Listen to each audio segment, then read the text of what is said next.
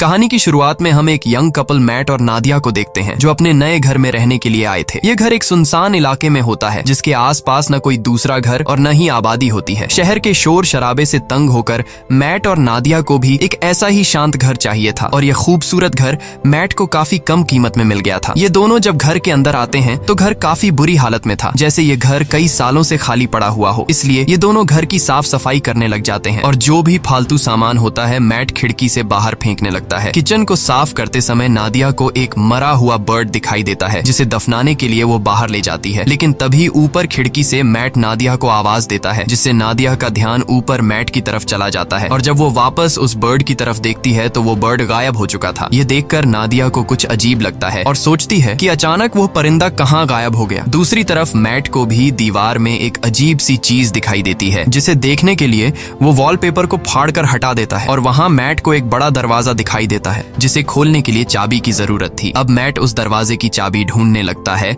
और उसे बाहर फेंकी गई कबाड़ में चाबी मिल जाती है, जिसके बाद वो चाबी को दरवाजे के होल में डालकर दरवाजा खोल देता है। यहाँ नादिया भी पहुंच जाती है। ये दोनों देखते हैं कि अंदर एक काले गहरे अंधेरे वाला कमरा है और जैसे ही ये दोनों उस कमरे के अंदर जाते हैं तभी बाहर की लाइट्स अचानक ब्लिंक करने लग जाती हैं। ये देखकर इन दोनों को कुछ गड़बड़ महसूस होती है और इस प्रॉब्लम को दूर करने के लिए मैट कहता है कि हमें एक इलेक्ट्रिशियन को बुलाना चाहिए। ये कहकर वो वहाँ से चला जाता है और नादिया उस रूम के पास अकेली रह जाती है। नादिया अब सोचती है कि उसे इस रूम में जाना चाहिए या फिर नहीं, लेकिन फिर नादिया को कुछ अजीब सा डर महसूस होता है, इसलिए वो भी मैट के पीछे चली जाती है। इस तरह से रात गुजर जाती है और अगले दिन नादिया एक इलेक्ट्रिशियन को कॉल करती है। कुछ देर बाद लाइट्स ब्लिंक होने की प्रॉब्लम को दूर करने के लिए एक इलेक्ट्रिशियन आता है जो कि घर की लाइट्स को चेक करते हुए नीचे बेसमेंट में पहुंच जाता है और वहां का नजारा देखकर वो हैरान रह जाता है क्योंकि पूरा का पूरा बेसमेंट बिजली के वायर्स से भरा पड़ा था और कोई भी ऐसा कोना नहीं था जहां पर वायर्स ना हो। ये वायर्स काफी पुराने जमाने की लग रही थी और इलेक्ट्रिशियन भी कहता है कि मैंने आज तक इस तरह की चीजें कभी नहीं देखी। खैर, इलेक्ट्रिशियन जैसे तैसे करके घर की लाइट चालू करके जाने लगता है और जाते समय वो मैट से कहता है कि आखिर तुमने यह घर क्यों खरीदा? इस घर के पहले मालिक का मर्डर इसी घर में हुआ था और उस दिन के बाद कोई इस घर में रहने को तैयार नहीं हुआ। यह सुनकर मैट बहुत ज्यादा घबरा जाता है और इस घर के बारे में रिसर्च करने लगता है। रिसर्च के दौरान इंटरनेट पर मैट को एक पुराने न्यूज आर्टिकल में थॉमसन फैमिली का पता चलता है जो कि एक कपल था और आर्टिकल में लिखा हुआ था कि इस घर में रहने वाले कपल को अपने ही बेटे ने मार दिया था जिसका नाम जॉन था। इन्वेस्टिगेशन के दौरान जॉन पुलिस को बताता है कि मुझसे यह मर्डर इस घर ने करवाए हैं। यह देखकर मैट को यह एक झूठी कहानी लगती है और कई घंटों तक रिसर्च करने के बाद वो थक जाता है। फिर अपनी पत्नी से छिपकर उसी अंधेरे वाले कमरे में बैठकर शराब पीने लग जाता है। बोतल में शराब पहले से ही 2 घूंट बची हुई थी जिसे पीकर वो बोतल खाली कर देता है और मन ही मन सोचता है कि काश पीने के लिए एक और बोतल मिल जाती। तभी अचानक लाइट्स ब्लिंक होने लगते हैं और कुछ देर के लिए लाइट चली जाती है और जब फिर से लाइट आती है तो उसके सामने एक शराब की बोतल पड़ी होती है। ये देखकर उसकी आंखें खुली की खुली रह जाती हैं और जब वह उस बोतल को हाथ लगाकर चेक करता है तो उसे पता चलता है कि यह एक असली बोतल है, यानी कि यह रूम किसी भी इच्छा को पूरी कर सकता है। अगली सुबह नादिया नींद से जागती है। वो देखती है कि मैट यहाँ पर नहीं है, इसलिए वो मैट को ढूंढने उस रूम में जाती है। वहाँ जाकर वो देखती है कि पूरा रूम कीमती पेंटिंग्स और नई चीजों से भरा हुआ है और मैट बहुत ही ज्यादा खुश है। मैट नादिया को बताता है कि इस रूम में किसी भी विश को पूरा करने की ताकत है। वो नादिया से कहता है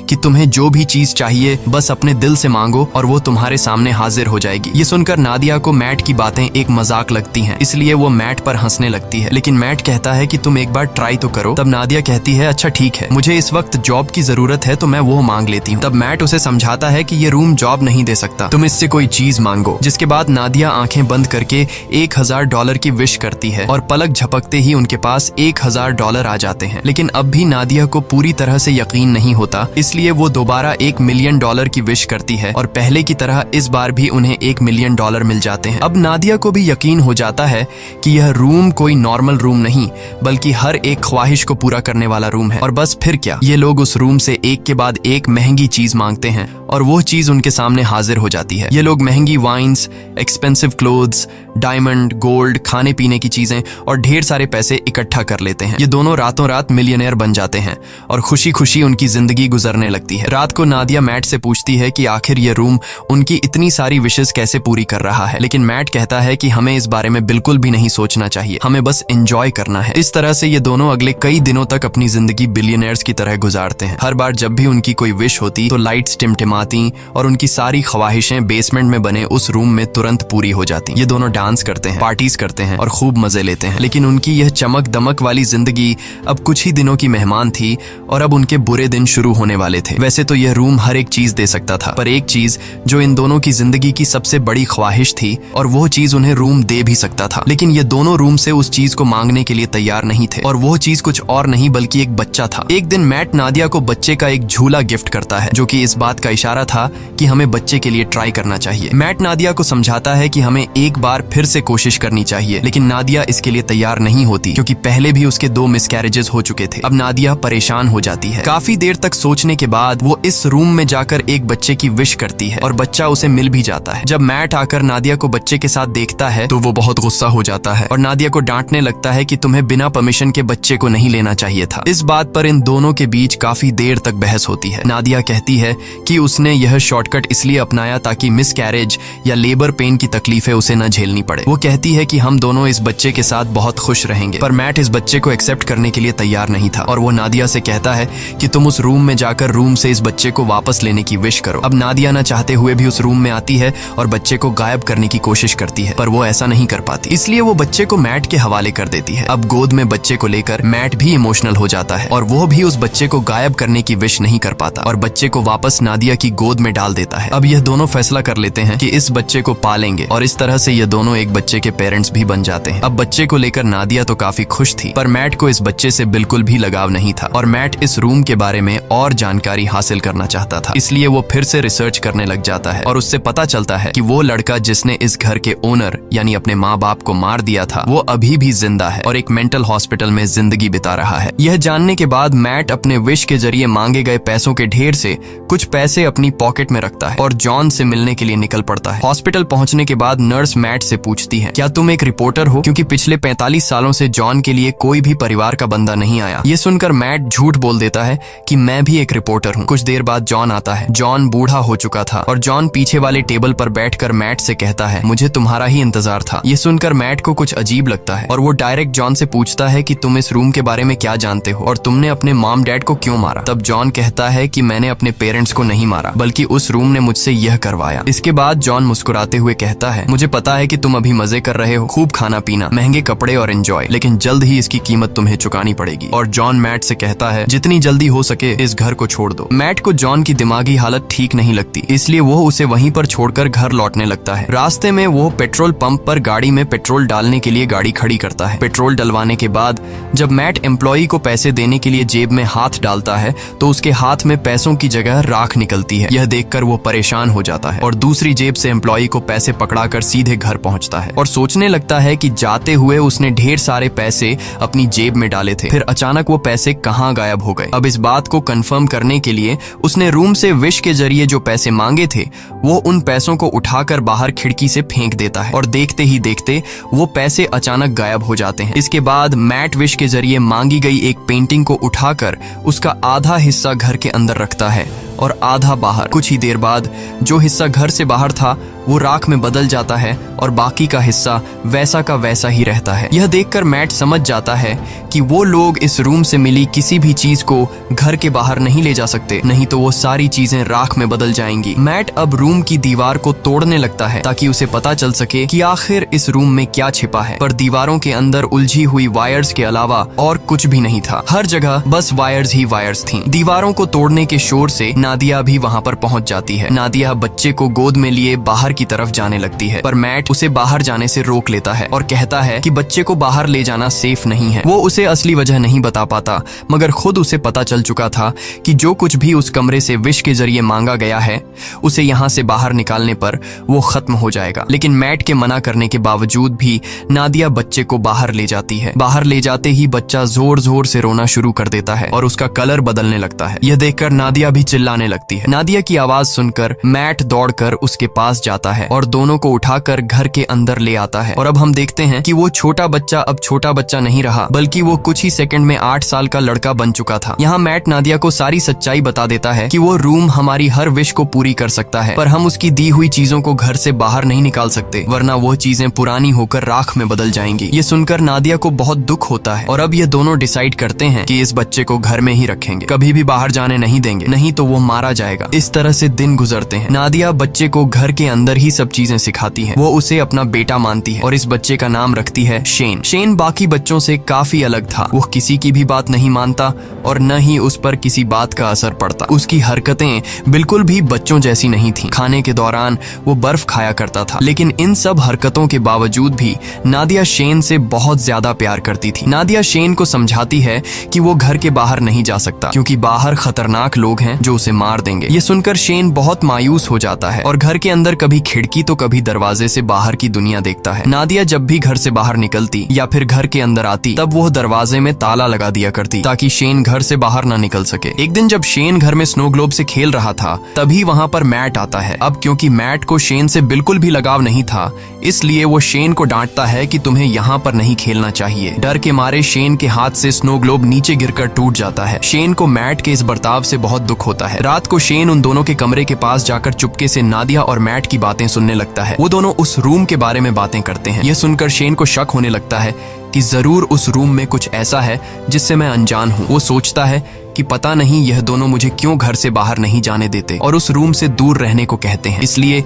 शेन टॉर्च उठाकर घर की जांच पड़ताल करने लगता है और आगे बढ़ते हुए वो सीधा बेसमेंट तक पहुंच जाता है, जहां ढेर सारी उलझी हुई वायर्स थीं। उन सब से गुजरते हुए आखिरकार वो उस रूम तक पहुंच जाता है और यहाँ उसे सारा राज पता चल जाता है। रात भर पूरे घर में लाइट्स ब्लिंक होती रहती हैं, पर मैट और नादिया नींद में होने की वजह से कुछ नोटिस नहीं कर पाते। अगली सुबह जब मैट की आंख खुलती है तो उसे अपने बगल में एक नया स्नो ग्लोब पड़ा हुआ दिखता है और इसके साथ ही टूटा हुआ ग्लोब कुछ दूरी पर उसे दिखाई देता है। ये देखकर वो परेशान हो जाता है कि आखिर ये नया ग्लोब किसने बनाया। मैट सीधा नादिया के पास जाता है और उसे जगाकर पूछता है कि क्या तुमने इस ग्लोब को उस रूम से विश करके मांगा, जिस पर नादिया कहती है नहीं, मैंने इस ग्लोब की विश नहीं की। तभी उसी वक्त लाइट्स को ब्लिंक होता देखकर वो समझ जाता है कि ये सारा काम शेन का है। ये दोनों तेजी से उस रूम की तरफ भागते हैं और वहां जाकर ये दोनों हैरान रह जाते हैं। अब क्योंकि शेन को घर से बाहर जाने नहीं दिया जाता था, इसलिए वो दिल में बाहर जाने की इच्छा रखते हुए उस रूम से खुद के लिए एक बहुत बड़ा आउटडोर एरिया मांग लेता है, जहां एक खुला आसमान और बड़ा जंगल था और शेन मजे से वहां खेल रहा था। नादिया अपने बेटे की बनाई हुई दुनिया को देखकर खुश होती है और उसके साथ खेलने लगती है, लेकिन मैट शेन के इस काम से बिल्कुल भी खुश नहीं था, क्योंकि उसे डर था कि कहीं वह उस रूम से बंदूक या फिर कुछ गलत चीज न मांग ले जिससे उनकी जान खतरे में पड़ जाए। इसलिए वो शेन को हाथ से पकड़कर वापस घर के अंदर ले आता है। अब मैट उस रूम की चाबी अपने पास संभाल कर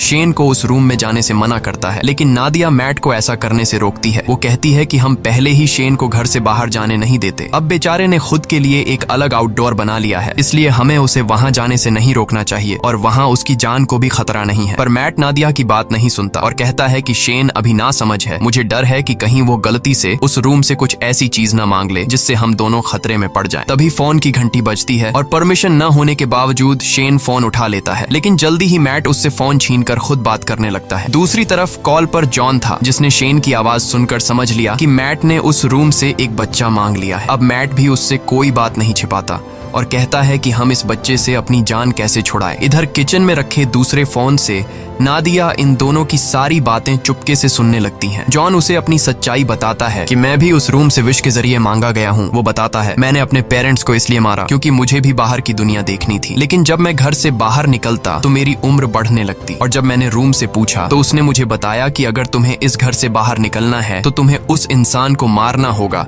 जिसने विश करके तुम्हें मांगा है। इसीलिए मैंने विश करने वाली औरत को मार दिया और उसके साथ उसके हस्बैंड को भी मार दिया। यही वजह है कि आज मैं जेल में हूँ। वो मैट को बताता है कि मेरी और शेन की कहानी एक ही है। अगर तुम्हें शेन को बचाना है और उसे बाहर की दुनिया दिखानी है तो तुम्हें उस इंसान को मारना होगा जिसने शेन को विश करके मांगा था। अब अगर शेन को विश करके तुमने मांगा है तो तुम्हें अपनी कुर्बानी देनी होगी, और अगर तुम्हारी वाइफ ने शेन को मांगा है तो फिर तुम्हें उसे मारना होगा। और ये सारी बातें दूसरी तरफ कॉल पर नादिया भी सुन रही थी। नादिया ये सारी बातें सुनकर बहुत ज्यादा दुखी हो जाती है और वो गाड़ी निकालकर घर छोड़कर चली जाती है, जिससे मैट को उसकी फिक्र होने लगती है। नादिया शेन को जिंदगी देने के लिए खुद को मारने का सोचती है, पर वो ऐसा नहीं कर पाती। इधर मैट टेबल पर बैठकर शेन के साथ डिनर करने लग जाता है। तब शेन मैट से पूछता है कि मेरी मॉम कहाँ गई, और उससे और भी कई सारे सवाल पूछता है, जिससे झुंझलाकर वो शेन को बता देता है कि वो उनका असली बेटा नहीं है और न ही उसकी कोई पेरेंट्स है। इतना ही नहीं, वो गुस्से में आकर शेन को रूम से बाहर निकाल देता है। डर के मारे शेन रोते हुए ऊपर अपने रूम में चला जाता है। कुछ ही देर में मैट को अपनी गलती का एहसास होता है। वो शेन के रूम में जाकर उससे माफी मांगने लगता है और सारी रात वो दोनों साथ में सोते हैं। जब नादिया वापस घर लौटती है तो इन दोनों को एक साथ सोते देखकर उसे बहुत अच्छा लगता है। कुछ देर बाद मैट की आंख खुल जाती है और वो देखता है कि नादिया घर वापस आ चुकी है। मैट नादिया से कहता है कि मैं तुम्हारे लिए बहुत ज्यादा परेशान हो रहा था, और कहता है मुझे माफ कर दो क्योंकि मैं शेन पर चिल्लाया और तुमसे भी झगड़ा किया। बातचीत के दौरान ये दोनों एक दूसरे के करीब आने लगते हैं और जब ये दोनों रूम में इंटीमेट हो रहे थे तब शेन चुपकर दरवाजे से उन्हें देखने लगता है। वो अपने दिल में नादिया के लिए अट्रैक्शन महसूस करता है। अब उसे भी ये सारी चीजें करनी थी, इसलिए अब वो इन दोनों के सोने का इंतजार करता है। जब ये दोनों गहरी नींद में चले जाते हैं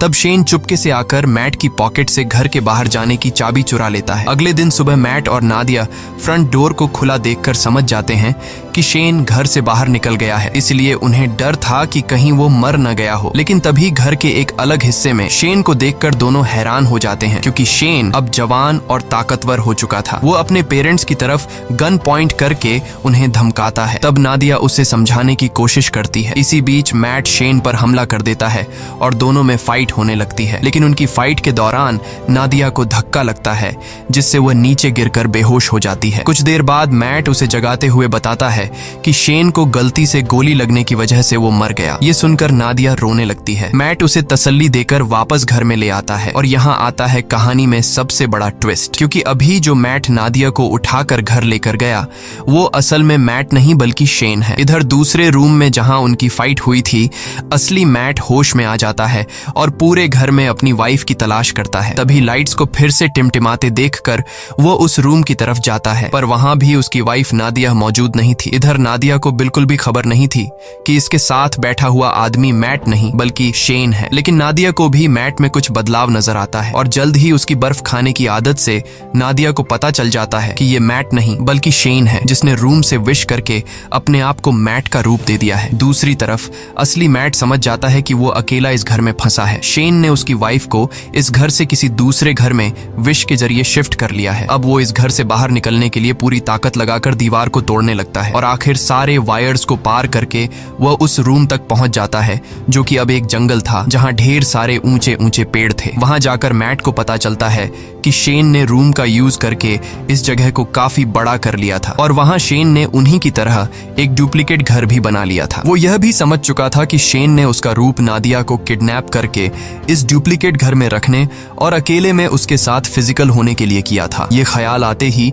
अपनी बीवी को वापस पाने के लिए मैट उस जंगल में दौड़ते हुए फाइनली उस डुप्लीकेट घर के अंदर पहुंच जाता है, जहां शेन नादिया के साथ जबरदस्ती करने की कोशिश कर रहा होता है। मैट को अंदर आते देखकर शेन फिर से लड़ाई के लिए तैयार हो जाता है। अब यहाँ नादिया भी पहचान नहीं पाती कि असली मैट कौन सा है, क्योंकि वो दोनों बिल्कुल सेम टू सेम थे। और यहाँ ये दोनों नादिया से कहते हैं कि मेरे साथ चलो। अब नादिया समझदारी से काम लेते हुए शेन का नाम लेती है, जिसे सुनते ही शेन उसकी तरफ देख लेता है और नादिया को समझ आ जाता है कि यह शेन है, जिसके बाद वो शेन को धक्का देकर नीचे गिरा देती है। जमीन पर गिरते ही वो अपने असली रूप में आ जाता है। उधर मैट और नादिया रूम से बाहर निकलने की कोशिश करते हैं पर निकल नहीं पाते, क्योंकि शेन ने रूम से उनके इसी घर में फंसे रहने की विश मांगी हुई थी। लाख कोशिशों के बाद भी जब वो लोग घर से नहीं निकल पाते तो मैट रुक जाता है और वहां से निकलने का कोई तरीका सोचने लगता है। यहाँ मैट होशियारी से एक ऐसी विश करता है कि हम दोनों का नया रूप इस घर के अंदर ही रहे और हमारा असली रूप इस घर से बाहर चला जाए। तभी अचानक वहां पर शेन भी आ जाता है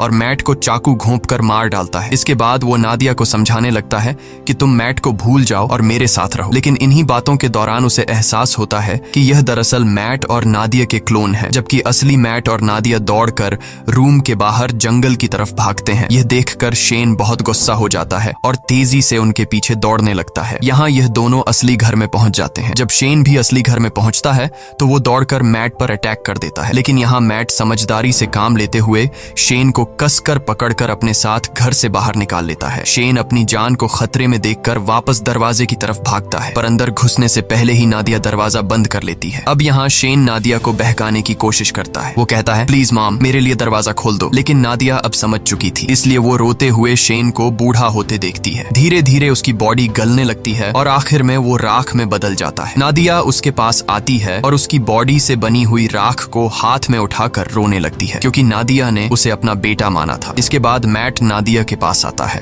और दोनों एक दूसरे को गले लगा लेते हैं। अब सीन शिफ्ट होता है और हमें कुछ महीने बाद का सीन दिखाया जाता है, जहां मैट और नादिया एक छोटे से घर में सेटल्ड हो जाते हैं और सुकून से रहने लगते हैं। पर थोड़े ही दिनों बाद नादिया डरते हुए अपना प्रेगनेंसी टेस्ट करती है और रिपोर्ट पॉजिटिव आती है, यानी अब इन दोनों का खुद का एक बेबी आने वाला है। इसी के साथ ये कहानी खत्म हो जाती है। अगर आपको ये वीडियो अच्छी लगी हो तो हमारे चैनल को सब्सक्राइब और वीडियो को लाइक जरूर कीजिएगा।